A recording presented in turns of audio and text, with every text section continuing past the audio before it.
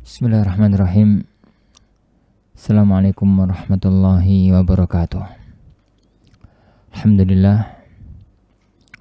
Wassalatu wassalamu ala rasulillah wa ala alihi wa ashabihi wa man ittaba hudah wa la hawla wa la quwwata illa billah. Asyhadu an la ilaha illallah wahdahu la syarikalah wa asyhadu anna Muhammadan abduhu wa rasuluh. Allahumma salli wa sallim wa barik ala nabiyyina Muhammad wa ala alihi wa ashabihi wa man sara ala nahjihi ila yaumiddin, amma ba'd. Akhwani wa akhwati fid din, azani Allahu wa iyyakum.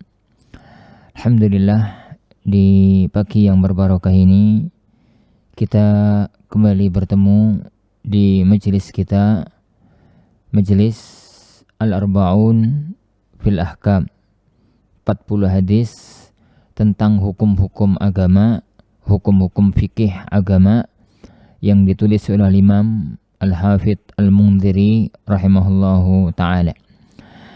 Kita sampai pada hadis yang ke-17, dan pertemuan di depan kita tinggal 1, 2, 3 kali kita dengan sekarang. Mungkin agak anak percepat, mudah-mudahan bisa menyelesaikan sebanyak mungkin yang bisa kita selesaikan. An Abdullah ibnu Umar, dari Abdullah ibnu Umar radhiyallahu anhuma, wa Abi Hurairah, dan Abu Hurairah, annahuma sami'a Rasulullah, bahwasanya keduanya mendengar Rasulullah sallallahu alaihi wa ala alihi wasallam yaqul, bersabda. Hadis ini diriwayatkan oleh dua orang sahabat. Satu Abdullah ibnu Umar, yang kedua Abu Hurairah, dan dua-duanya termasuk di antara muksirin, orang-orang yang banyak meriwayatkan hadis, yang riwayat hadisnya di atas 1000. Yani sab'un minas sahbi fawqal alfi qad naqalu minal hadithi anil mukhtari khairi mudhari. Ada 7 orang sahabat yang mereka meriwayatkan hadis lebih daripada 1000 dari Rasulullah sallallahu alaihi wasallam. Mereka yang 7 itu adalah Abu Hurairah, Sa'dun, Jabirun, Anasu, Siddiqatun, wa Ibnu Abbas, kada Ibnu Umar. Abu Hurairah, Sa'ad ibnu Malik ibnu Sinan, Abu Sa'id al-Hudri. Jabir ibnu Abdullah, yani Anas ibnu Malik. Siddiqatun Aisyah binti Abi Bakar. Ibnu Umar Abdullah ibnu Umar, wa Ibnu Abbas Abdullah ibnu Umar. Nah, yaqul, keduanya mendengar bahwasanya Rasulullah sallallahu alaihi wasallam itu bersabda, ala a'wadi mimbarihi. Rasulullah SAW itu bersabda, bicara ini di atas kayu mimbarnya. Di atas mimbar. A'wad bentuk jamak dari ud. Ud itu dahan kayu. Di atas kayu mimbar beliau. La yantahiyanna aqwamun, hendaknya orang-orang itu berhenti, an wada'ihim, dari mereka meninggalkan tanpa uzur. Al-wada'u itu at-tarku bi ghairi udhrin, meninggalkan tanpa uzur. Al-jumu'at, yani an wada'ihimul jumu'at, mereka itu dari meninggalkan salat Jumat. Au la yakhtimannallahu ala qulubihim, atau Allah akan menutup, mengunci hati mereka. Summa la yakununna minal ghafilin, yani kemudian mereka akan menjadi orang-orang yang lalai. Akhrajahu Muslim. Hadis ini para jemaah sekalian disampaikan oleh Rasulullah sallallahu alaihi wasallam di atas mimbarnya. Mimbar itu adalah tempat yang tinggi yang ditaruh di masjid untuk seorang imam atau khatib atau siapa yang ingin menyampaikan sesuatu kepada jamaah. Dulu tatkala Rasulullah SAW datang pertama kali ke kota Madinah, maka beliau pertama kali yang beliau lakukan adalah bangun masjid sebagai markas kaum muslimin, tempat bertemunya kaum muslimin. Rasulullah SAW menggunakan masjid itu bukan hanya untuk sholat, tapi untuk semua maslahat kaum muslimin. Nata pasukan perang pun di masjid, ngajari ilmu pun di masjid, menyampaikan khutbah di masjid, nasihati di masjid, dan berbagai macam keperluan-keperluan yang lainnya. Ini berbagai macam keperluan yang lainnya. Akhirnya beliau butuh untuk tempat pijakan, tempat berdiri, sehingga fisik beliau, sosok beliau kelihatan dari agak belakangan, kelihatan dari kaum muslimin jamaah yang agak belakang. Akhirnya beliau mengambil jidhun nakhlah. Beliau mengambil bongkahan pohon korma. Pohon korma yang gede itu. Nah, itu paling bawah itu kan gede lebar. Itu dipotong bawahnya anteng gitu, kalau ditaruh di bumi dipotong atasnya, sehingga jadilah semacam kayu yang diletakkan untuk tempat pijakannya Rasulullah Sallallahu Alaihi Wasallam.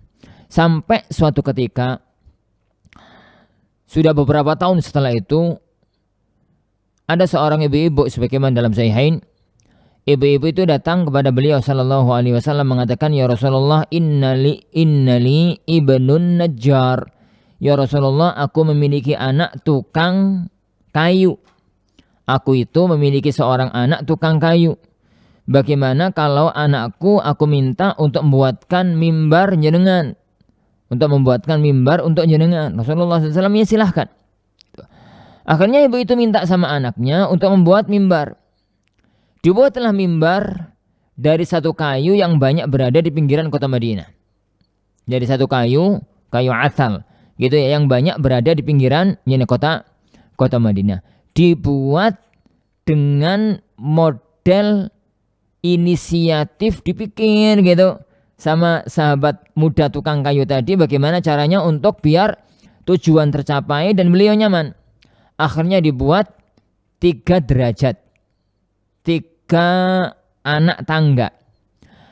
3 anak tangga maksudnya itu adalah 1 anak tangga pertama, anak tangga kedua, anak tangga ketiga itu untuk dudukannya beliau SAW. Itu yang difahami oleh mayoritas para ulama. Jadi mimbarnya beliau yang dibuatkan oleh sahabat muda tadi, sahabat tukang kayu tadi, adalah 3 darajat.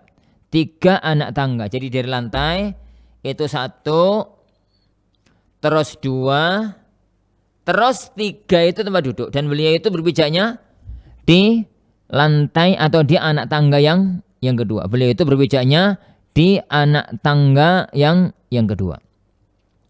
Sebagian ahli ilmi mereka memahami 3 anak tangga ya benar-benar 3 anak tangga.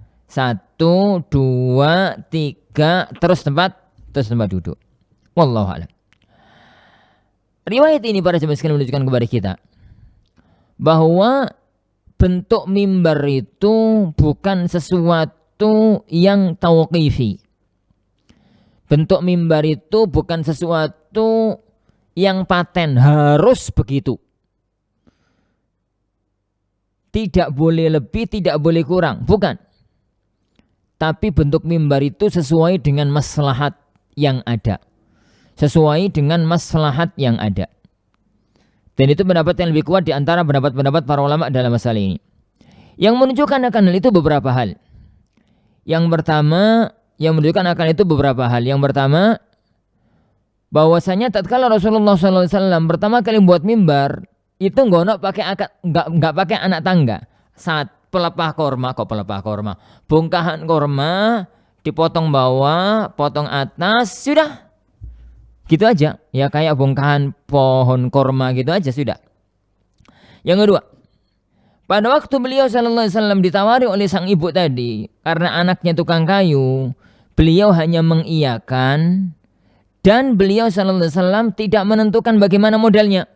Begini enggak. Jadi bentuk mimbar yang dibuat oleh Rasulullah sallallahu alaihi wasallam itu murni inisiatif, pikiran, ijtihad dari sahabat tadi, bagaimana ya cara buat agar mimbar itu nyaman untuk Rasulullah sallallahu alaihi wasallam. Yang ketiga, pada waktu bentuk itu datang, maka Rasulullah SAW ya enggak protes, ya enggak menetapkan mimbar itu bentuknya kayak begini. Oleh karena itu, mayoritas ahlul ilmi mengatakan bahwa bentuk mimbar itu sesuai dengan maslahat. Sesuai dengan maslahat. Gambarannya demikian. Kalau masjid itu kecil, jamaahnya enggak terlalu banyak, maka mencukupkan diri dengan mimbar yang kayak mimbarnya beliau sallallahu alaihi wasallam, itu yang paling utama. Itu yang lebih utama.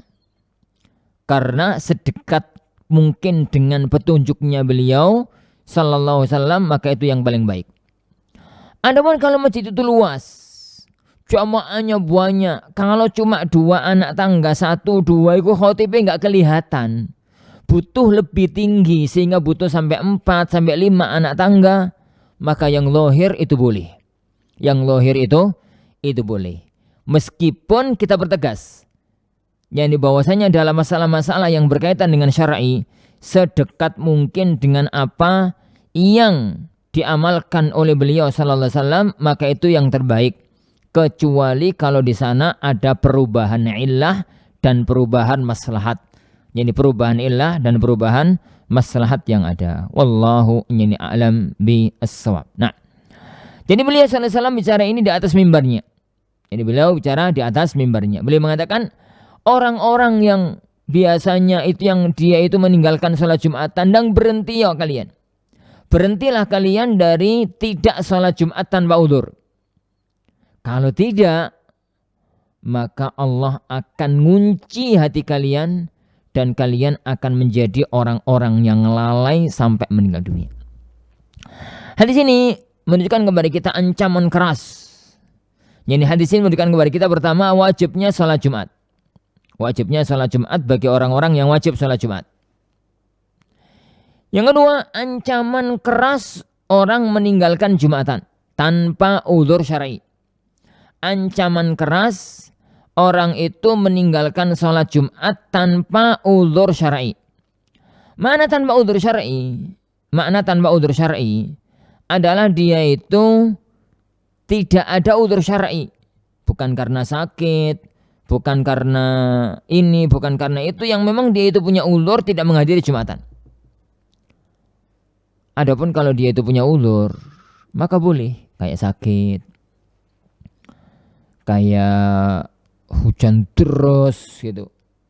Mau berangkat Jumatan nggak memungkinkan karena hujan deras, atau udzur-udzur yang lainnya, maka nggak masuk dalam ancaman ini. Ancaman dalam hadis ini hanya untuk orang yang meninggalkan tanpa udzur. Al-wada'u itu at-tarku bi ghairi udzrin, meninggalkan tanpa udzur.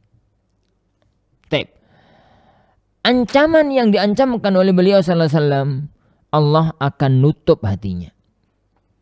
Dan ini sesuatu yang amat sangat berbahaya. Hati kita itu para jamaah sekali adalah pengendali semua anggota badan.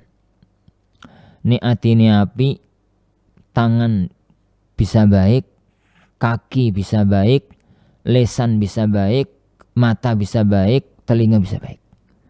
Karena dikendalikan oleh hati yang baik.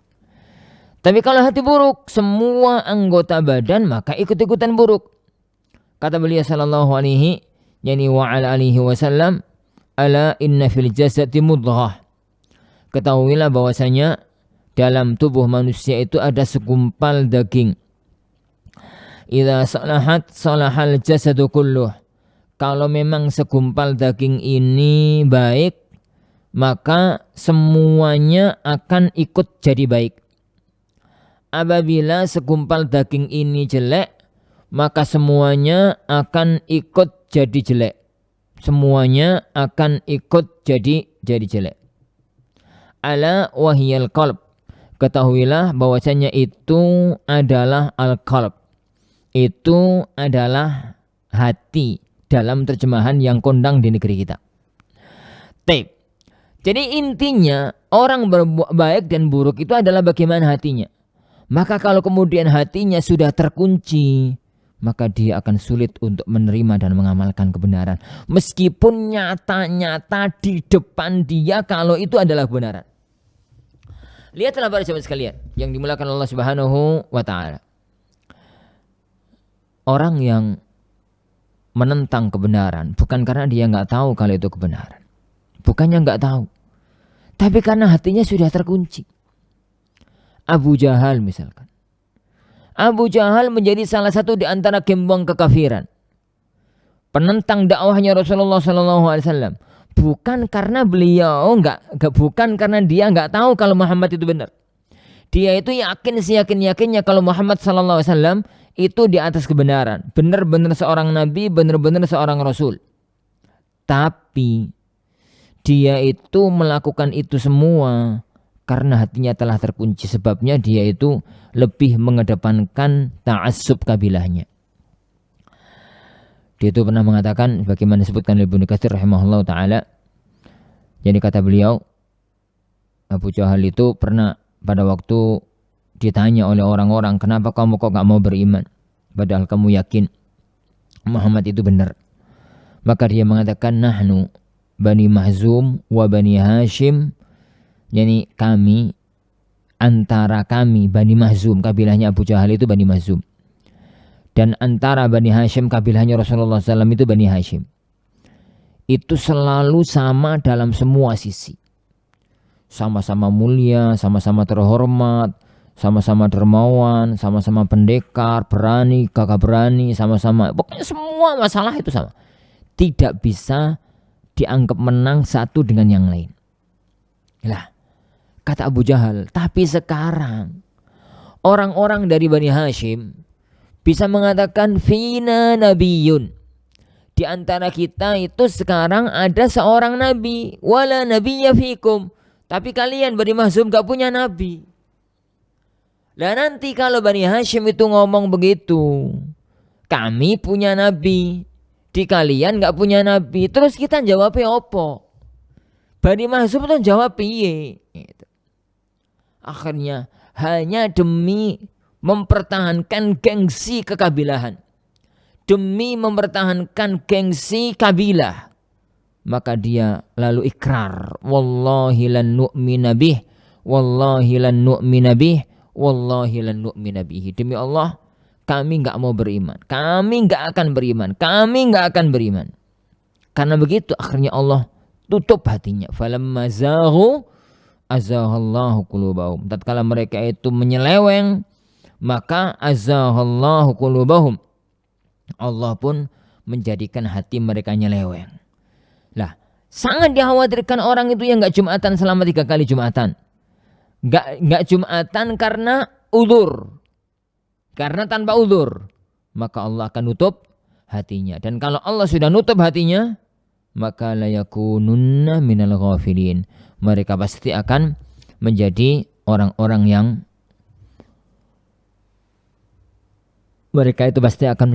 yang lalai, tidak mau memperhatikan kepada agamanya, amal ibadahnya, padahal dia tahu kalau itu adalah kebenaran dan kebaikan. Wallahu a'lam bishawab. Nah, al-haditsu ats-tsamin asyar. Al-haditsu ats-tsamin asyar, hadis yang ke-18. An Jabir ibni Samurah, dari Jabir ibni Samurah radhiyallahu anhu. Qal, beliau mengatakan, sallaitu ma'a Rasulillah, saya salat bersama Rasulullah sallallahu alaihi wasallam al-Idain, salat Id. Ghaira marratin, bukan hanya sekali. Wala marratain, bukan hanya 2 kali. Bi ghairi adzanin wala iqamatin, tanpa adzan, tanpa qomat. Tanpa adzan, tanpa qomat. Akhrajahu Muslim, diriwayatkan oleh Imam Muslim. Jabir bin Samurah, ini bukan Jabir bin Abdullah, Jabir yang lain. Jabir bin Samurah meriwayatkan bahwasanya beliau pernah sholat bersama Rasulullah SAW sholat hari raya, bukan hanya sekali 2 kali, tapi sering kali.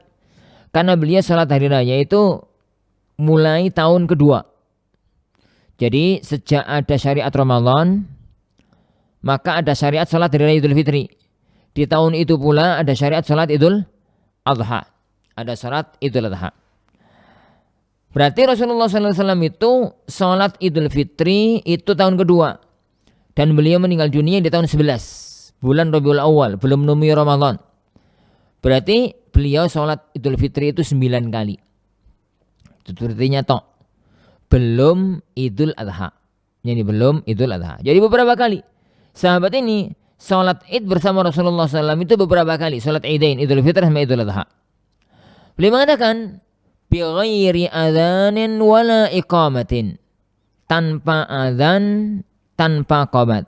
Beliau itu tanpa adzan, tanpa qomat. Apa maknanya? Apa maknanya? Jadi para jamaah Allah Subhanahu wa taala, beliau tatkala salat hari raya itu enggak ada adzan di situ, enggak ada iqamah di situ. Ini namanya sunnah. Sunnah tarkiyah.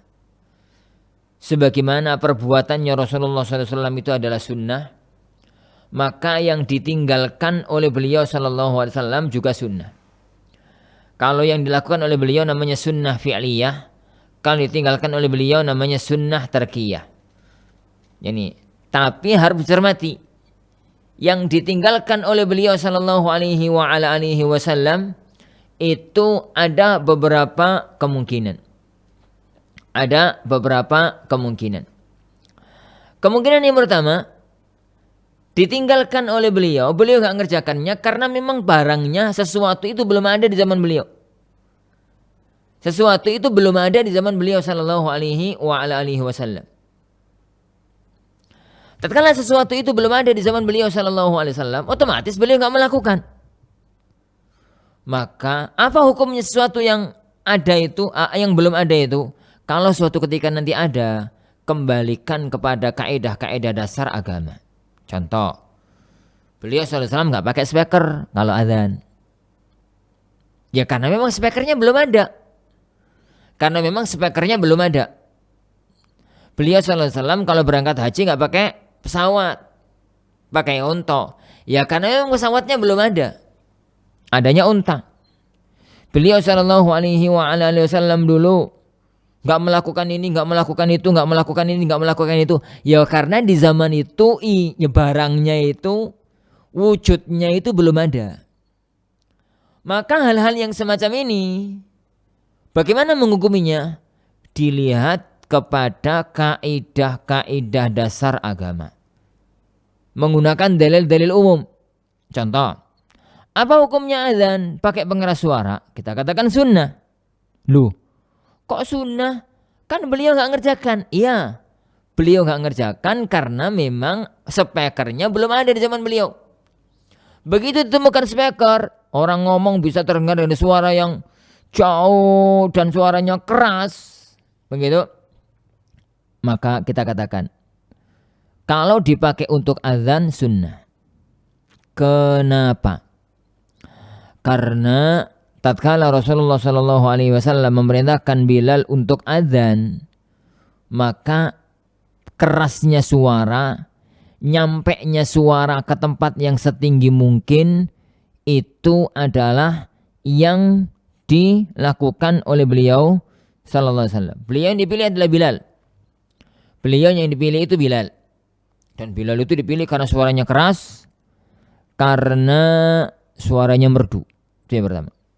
Yang kedua, azan beliau itu nggak di dalam masjid. Azannya Bilal itu nggak di dalam masjid, tapi di luar masjid.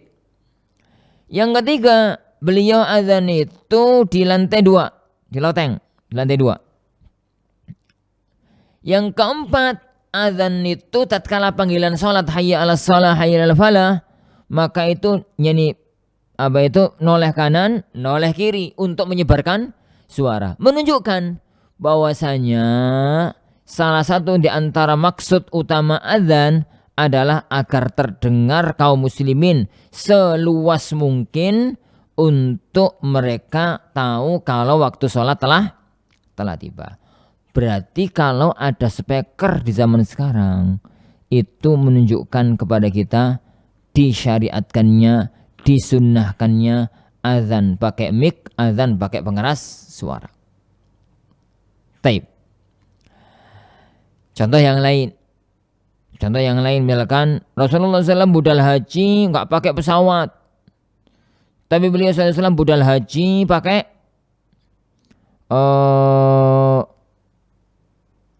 unta. Berarti pakai pesawat tambah hukumnya? Hukumnya sunnah. Loh, kau hukumnya sunnah? Jadi kau hukumnya itu sunnah. Kenapa kau hukumnya itu sunnah? Karena beliau sallallahu alaihi wasallam berangkatnya itu naik kendaraan. Kendaraan yang ada di zaman beliau itu onta. Maka tatkala muncul kendaraan yang lain, maka kemudian kita naik, berarti kita mengikuti sunnahnya beliau sallallahu alaihi wasallam. Itu yang pertama. Beliau nggak sholat. Beliau nggak melakukan itu karena itu belum ada wujudnya dan belum ada tuntutannya. Karena belum ada wujudnya. Yang kedua, sudah ada wujudnya. Sudah ada wujudnya, barangnya itu sudah ada. Tapi Rasulullah Shallallahu Alaihi Wasallam tidak butuh untuk melakukan itu. Di zaman beliau belum ada kebutuhan untuk melakukan itu. Contoh, kelas, sekolah. Kalau buat sekolah, buat kelas, sebenarnya bangunan itu sudah ada sejak zaman Rasulullah SAW. Ada bangunan, ada ini, ada itu, sudah ada sejak zaman beliau SAW. Lah kok gak dibuat? Gak ada tuntutannya. Zaman itu masjid sangat amat mencukupi untuk proses pengajaran ilmu syar'i. Oleh karena maka semua pengajar ilmu syar'i kalau resmi begitu ya, adanya di masjid. Yang lainnya itu kan sambil duduk-duduk, sambil jalan, sambil ngomong dan macam-macamnya. Maka kemudian tatkala zaman bergulir, wafatnya Rasulullah SAW, kemudian zaman bergulir, kemudian orang-orang itu menjadi butuh untuk adanya sekolah karena masjid sudah tidak kondusif lagi untuk belajar, jadi harus ada sekolah berjenjang, berlevel dan macam-macamnya. Maka akhirnya dibuat sekolahan. Apa hukumnya? Sunnah. Masuk dalam masalihul mursalah.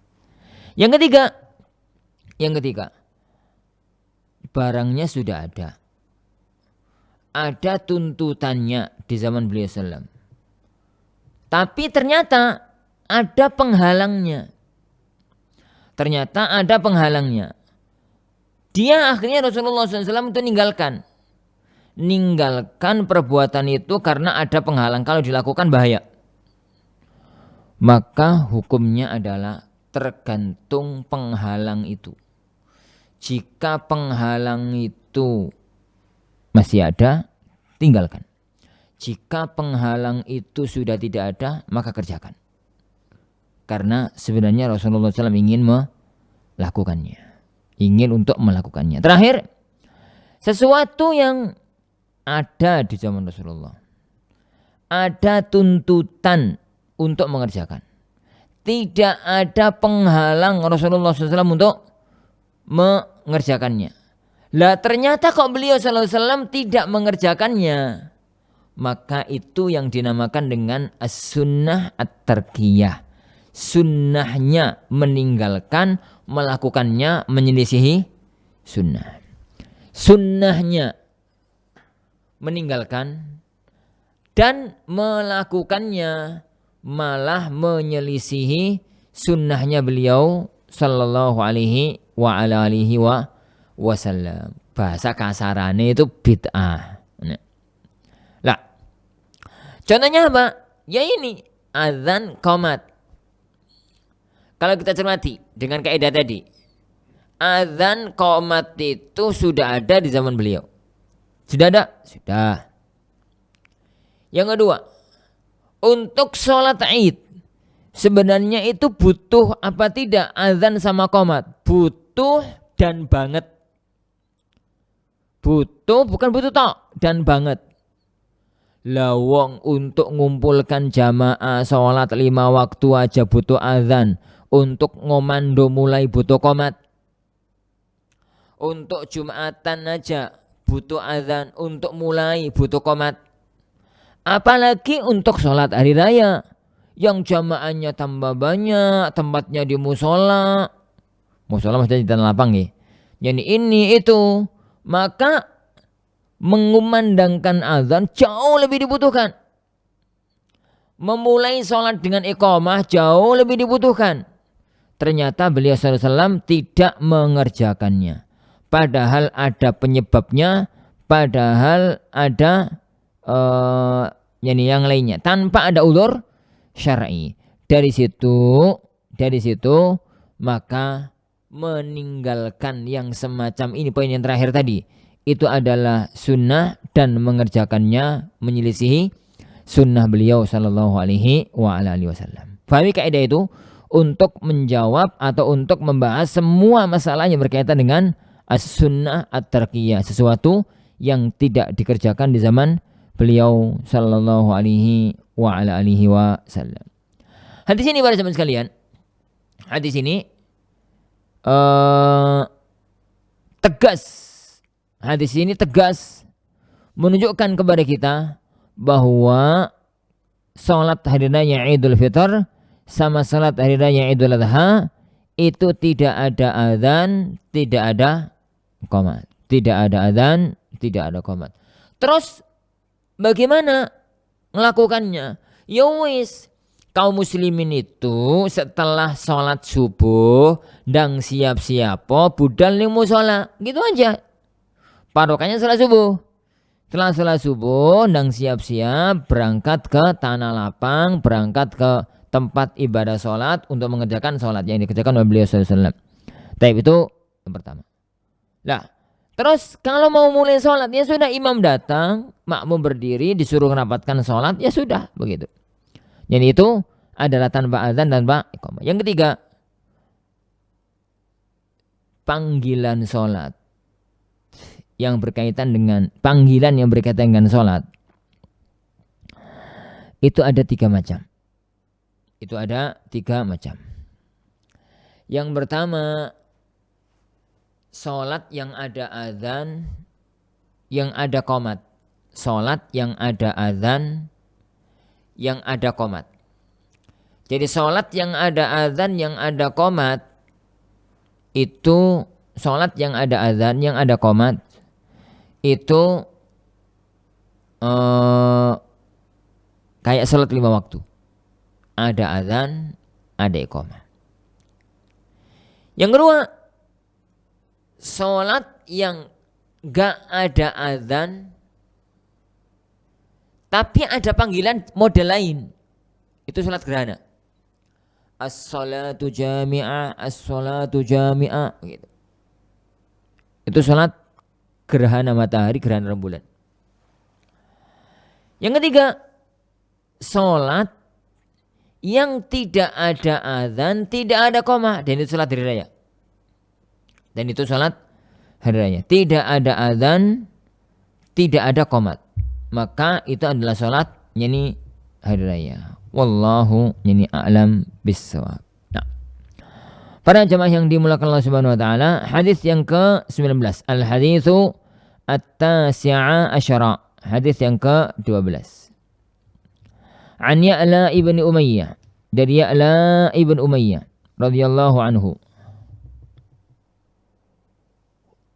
Kalau beliau mengatakan, qultu li Umar bin Khattab, saya berkata kepada Umar bin Khattab radhiyallahu an, laisa alaikum junahun an taqsuru minas salati, tidak ada dosa atas kalian itu mengqasar salat.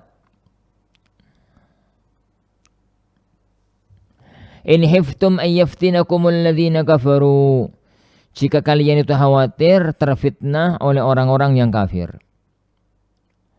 Beliau mengatakan faqad aminan nas, sekarang itu orang sudah aman. Faqad aminan nas, sekarang itu orang-orang sudah aman.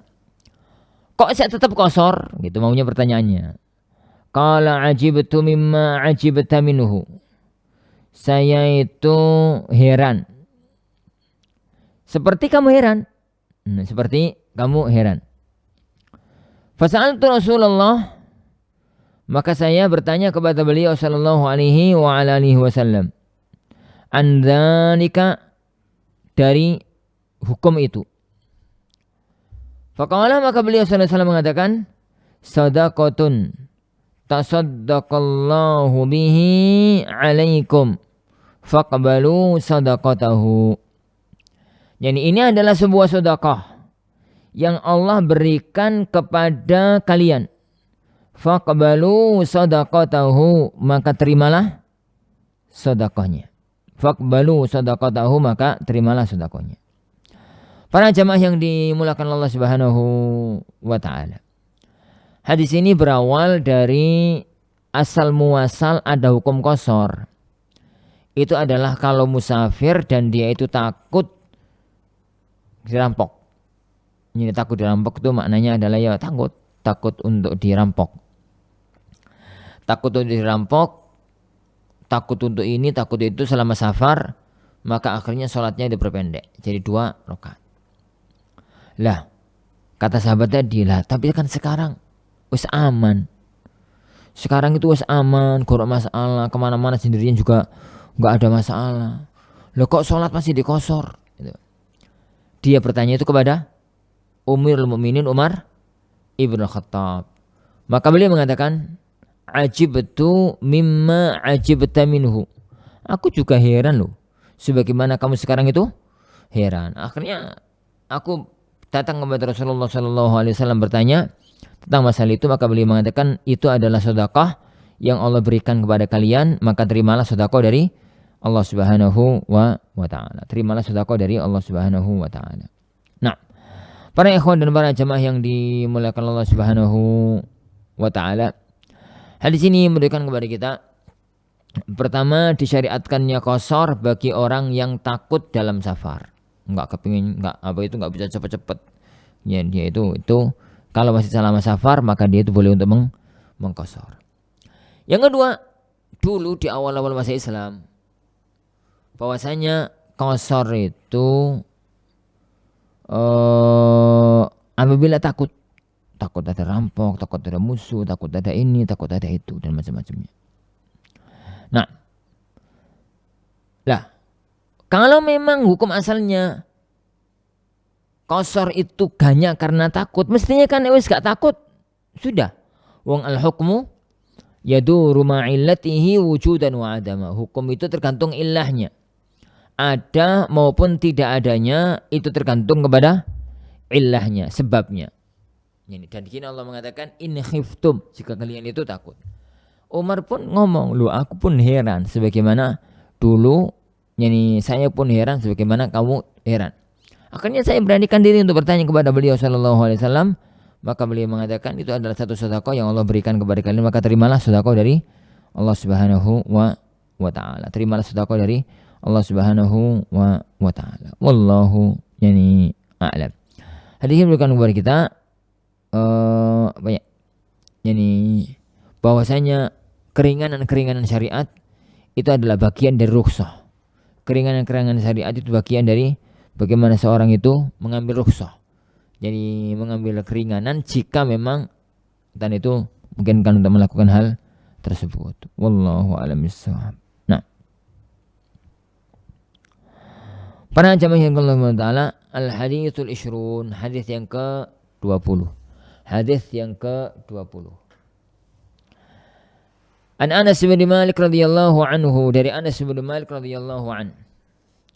An Rasulillah, dari Rasulullah sallallahu alaihi wasallam, annahu kana idza a'jala alaihi as-sayr.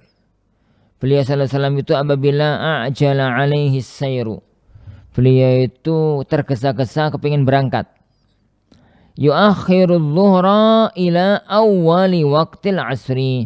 Beliau mengakhirkan salat zuhur. Itu di awal itu.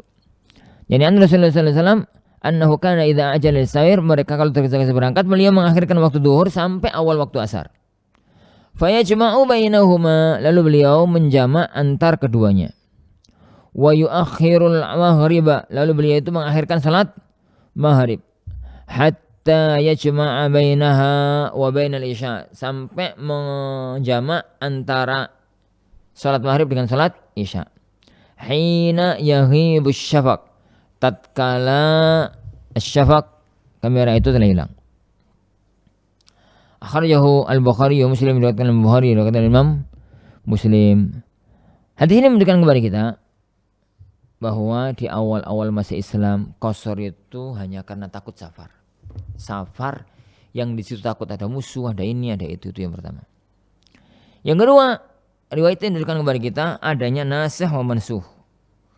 Adanya nasikh wa mansukh, adanya yang dihapus, adanya yang dihapus, yang ditetapkan. Salah satu di antara hukum yang dihapus adalah ayat yang tadi. Yaitu dulu itu hanya karena takut, sekarang sembarang. Pokoknya itu adalah qasar, maka boleh untuk itu.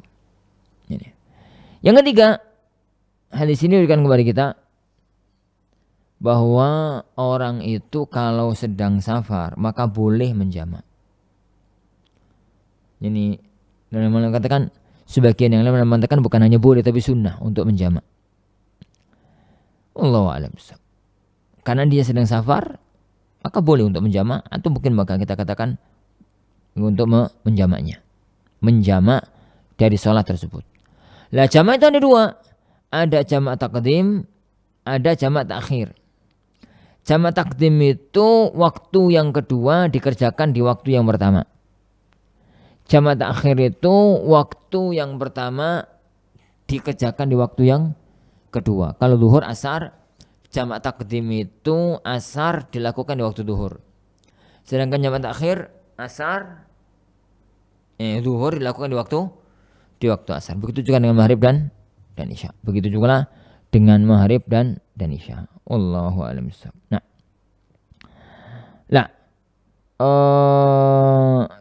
jamaknya itu di awal waktu. Jamaknya itu di awal. Setelah mengakhirkan salat zuhur, lalu beliau mengerjakan salat asar di awal waktu. Begitu juga dengan Begitu juga dengan salat isya, maka juga dilakukan di awal waktu. Wallahu a'lam bishawab.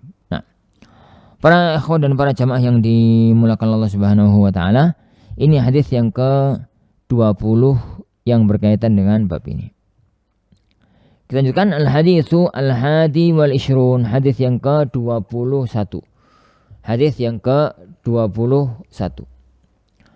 An Ummi Atiyah, dari Ummu Atiyah radhiyallahu anha. Ummu Atiyah salah satu di antara wanita sahabat yang sangat rekep dalam urusan-urusan sosial. Yani orang-orang yang giat dalam kegiatan-kegiatan syar'iyyah sejak zaman beliau sallallahu alaihi wasallam. Mu'atiyah. An Ummi Atiyah radhiyallahu anha qalat, lamma matat Zainab bintu Rasulillah, tatkala Zainab meninggal dunia, sallallahu alaihi wasallam wa radhiyallahu anha, maka ini salat bersama Rasulullah sallallahu alaihi wa alihi wasallam. Qala lana Rasulullah, maka Rasulullah sallallahu alaihi wa alihi wasallam berkata, igsilnaha witra, mandikan sebanyak 3 kali, au khamsan, atau 5 kali, waj'alna fil khamisati kafura, jadikan yang paling belakang itu adalah kafur, au syai'an min kafur, atau sesuatu dari kafur. Hadis ini berkaitan dengan proses pemandian jenazah, di mana yang agak detail menceritakan kepada kita adalah Al-Imam Al-Albani rahimahullah ta'ala dalam sifatnya hajjatun Nabi, hajinya Rasulullah sallallahu alaihi wa ala alihi wasallam, hajinya beliau sallallahu alaihi wa ala alihi wasallam. Lah, yang menceritakan tentang masalah ini, maka beliau meriwayatkan tentang bagaimana pemandian jenazah. Dimulai dengan ucapan beliau, igsilnaha witra, cuci, mandikan 3 kali. 3 kali. 3 kali ini 3 kali sempurna. Au khamsan, atau 5 kali sempurna. Itu yang sunnah. Adapun yang wajib, ya pokoknya seluruh anggota badan itu terguyur dengan air, ya itu sudah selesai wajibnya. Tapi yang sunnah itu 3 kali. Atau 5 kali. Boleh lanjut? Boleh. Boleh terus? Boleh. Yang penting diakhiri dengan 7. Diakhiri dengan 7. Diakhiri dengan ganjil kalau dengan 7. Bisa 7, bisa 9, bisa lebih. Diakhiri dengan ganjil. Nah, itu yang pertama. Yang berikutnya adalah hadis yang diberikan kepada kita. Bilasan yang terakhir itu pakai kafur. Bilasan yang terakhir itu pakai kafur. Kafur itu apa? Kafur itu serbuk atau cairan wewangian, baunya khas. Kalau ditaruh di badan orang, itu pertama menimbulkan bau yang enak. Yang kedua, itu bisa ngawetkan badan beberapa waktu. Yang ketiga, itu bisa berfungsi banyak. Makanya beliau sallallahu alaihi wasallam mengatakan bahwa kalau memang bisa berfungsi banyak semacam itu, maka dipilih oleh beliau sallallahu alaihi wasallam untuk tanda kematian. Taib. Fa idza ghassaltunnaha, apabila kalian itu telah selesai memandikan, maka fa'alimnani, kasih tahu aku ya. Kalian sudah selesai mandikan, kasih tahu aku. Qalat, berkata Umayyah, fa'alamna, kami pun kasih tahu beliau kalau jenazah sudah selesai dimandikan. Maka beliau sallallahu alaihi wa ala alihi wasallam fa'atana hikwahu. Beliau sallallahu alaihi wasallam memberikan kepada kami hikw. Al-hikw itu lizar, kain bawahan yang dipakai untuk aurat. Hikwahu. Nah, faqala asy'irnaha, jadikan ini adalah kain yang pertama kali nempel di kulit. Jadikan ini adalah kain yang pertama kali nempel di kulit. Wallahu alam bissawab. Nah, para ikhwan dan para jamaah yang dimuliakan Allah Subhanahu wa taala, jadi ini yang berkaitan dengan proses memandikan jenazah sesuai dengan apa yang terdapat dalam hadis. Adapun prosesnya, pembahasannya, perinciannya maka panjang yang ada dalam kitab-kitab fikih yang panjang, yang ada dalam kitab-kitab fikih yang panjang. Nah,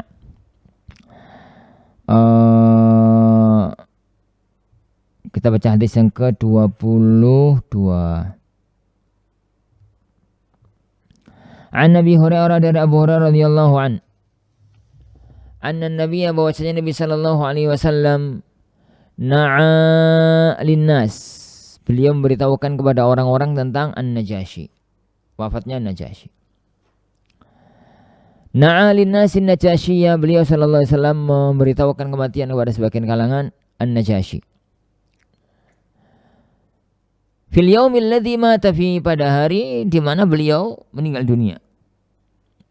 Fa kharaja ilal musalla fakabbara arba'a takbirat, maka beliau keluar ke tempat salat Id, ke tempat salat gerhana, ke tempat salat jenazah, maka beliau bertakbir sebanyak 4 kali. Beliau bertakbir sebanyak 4. Kisah ini jelas tatkala Ashamah Najasyi itu pimpinan daerah, pimpinan negeri Habasyah. Dulu di awal-awal masa Islam, tatkala kaum muslimin itu tertindas, maka mereka hijrah. Hijrahnya pertama kali itu ke Habasyah. Dilindungi, dirahmati, dikasih sayangi gitu. Sampai takdir Allah bicara lain. Suatu ketika mereka itu takdir Allah Subhanahu wa taala bicara lain. Tatkala dia itu melakukan hal-hal yang semacam itu, tadi tatkala kaum muslimin datang ke Najasyi dibela, sehingga tatkala dia meninggal dunia, jasanya diingat sekali oleh beliau sallallahu alaihi wasallam. Jadi beliau sallallahu mengatakan Najasyi ini, beliau ini telah meninggal dunia, dan dia orang yang tu'fiyal yauma Abdullahi salihun, telah meninggal dunia pada hari ini seorang hamba Allah yang saleh. Begitu ini bahasa beliau. Ini bahasa beliau. Lalu beliau keluar untuk sholat. Lah, pembahasan tentang hadis ini kemudian muncul beberapa versi pemahaman. Yang pertama mengatakan, sholat ghaib itu disyariatkan secara mutlak. Pokoknya wong jenazah boleh disolatkan sholat ghaib, meskipun jenazahnya sudah dikuburkan. Sebagian ulama mengatakan bahwasanya boleh sholat ghaib itu untuk sesuatu yang sifatnya awet. Pakai sehari, 3 hari itu masih bisa dimakan. Nah, yang ketiga, hadis ini menunjukkan kepada kita Najasyi. Hadis ini menunjukkan kepada kita, jadi Najasyi itu disolati oleh beliau sallallahu alaihi wasallam, dia itu ada di negeri Habasyah. Tatkala ada di negeri Habasyah, maka ada beberapa kemungkinan. Kemungkinan yang pertama, beliau nyolati itu karena dia meninggal dunia di negeri yang di situ nggak ada yang nyolati. Itu yang mana? Kemungkinan yang kedua, beliau itu nyolati karena beliau punya andil besar dalam pembelaan kaum muslimin tatkala awal-awal hijrah ke Habasyah. Makanya para ulama kita berselisih pandang memahami masalah ini. Sebagian antara mereka mengatakan pokoknya wong mati di tempat lain boleh disolati di tempat lain, meskipun tidak disolati di tempat dia meninggal dunia. Sebagian mengatakan bahwasanya yang disolati itu kalau di tempat yang lain itu belum disolati. Sebagian yang mengatakan disolati nggak apa-apa asalkan dia itu punya fadl, punya kelebihan, punya keutamaan yang itu adalah kemaslahatan kaum muslimin, yang itu adalah kemaslahatan kaum muslimin. Nah, begitu juga dengan yang lainnya. Begitu juga dengan yang lainnya. Maka itu adalah beberapa pendapat yang berkaitan dengan disolatkannya ghaib Najasyi oleh Rasulullah sallallahu alaihi wasallam. Hadis ini juga menunjukkan kepada kita bahwa salat jenazah di zaman Rasulullah sallallahu alaihi wasallam, salat jenazah di zaman Rasulullah sallallahu alaihi wasallam itu seringnya di musalla. Di musalla itu di tempat lapangan. Biasanya seringnya itu semacam itu. Tapi boleh di dalam masjid. Sebagaimana Rasulullah SAW pernah mensolati Suhail ibnu Baydah seingatan atau siapa di dalam masjid. Tapi seringnya beliau sallallahu alaihi wasallam itu kalau mensolati, beliau itu mensolati orang itu di luar masjid, di tempat pinggir baki, itu namanya musalla al-janazah, tempat untuk nyolati jenazah. Wallahu a'lam. Meskipun kalau dalam masjid nggak ada masalah. Riwayat ini juga menunjukkan kepada kita bahwasanya tata cara salat jenazah itu diakhiri dengan salah cara perawatan jenazah, yaitu salatnya mensolati orang ghaib itu sama-sama 4 kali takbir, sebagaimana salat yang ada membawa salat biasa, itu semacam itu, maka salat jenazah pun 4 kali takbir. Ada jenazahnya, nggak ada jenazahnya sama. Ada jenazahnya 4 kali takbir, nggak ada jenazahnya juga 4 kali takbir. Wallahu a'lam. Hadis ini juga memberikan kepada kita keutamaan An-Najasyi, di mana beliau disebutkan termasuk di antara penduduk surga. Saya melihat, kata beliau sallam, kata beliau sallam, beliau mengatakan laqad matal yauma abdullahi salihun, telah meninggal dunia pada hari ini seorang hamba Allah yang selamat. Selamat. Laqad matal yaum, telah meninggal dunia pada hari ini seorang hamba Allah yang selamat. Wallah, yang soleh, kok yang selamat, yang soleh. Dan itu adalah rekomendasi dari beliau bahwa Najasyi adalah seorang laki-laki, seorang hamba Allah yang baik. Wallahu a'lam bi as-shawab.